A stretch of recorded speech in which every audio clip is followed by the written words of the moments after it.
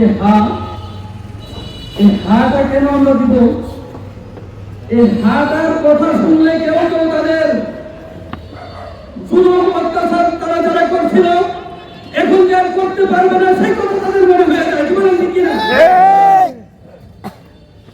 এই হায়ের পক্ষে আমরা বলতে 1971 সালে যারা স্বাধীন করছিল তাদের পূর্ণ অধিকার তাদের পূর্ণ মর্যাদা তারা আবার ফিরে পাবে। এই কারণে আমরা আবার কি করবো? হায়ের পক্ষে ভোট দেব। 24 জুলাইতে যারা শহীদ হয়েছিল, যে ছাত্ররা শহীদ হয়েছিল, জনগণ শহীদ হয়েছিল, মাদ্রাসার ছাত্ররা, স্কুল কলেজের ছাত্ররা শহীদ হয়েছিল, তাদের মর্যাদা রক্ষার্থে তাদের রক্তের মর্যাদা রক্ষার্থে আমরা আবার কি করবো? এই হায়া ভোটে আমরা সবাই জয়যুক্ত করবো। কি বলেন ঠিক কিনা?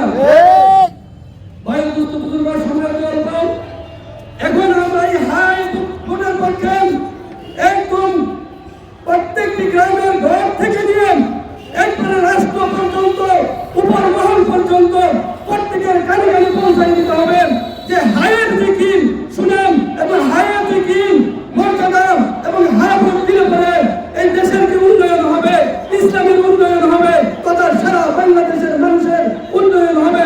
ছোট থেকে নিয়ে প্রশাসন পর্যন্ত সর্ব জায়গায় শিক্ষা প্রতিষ্ঠান, মেল কারখানা সর্ব জায়গায় যার যার অধিকার ফিরে পাবে যদি আমরা কি করি? হায়ের মধ্যে আবার ভোট দিতে পারি।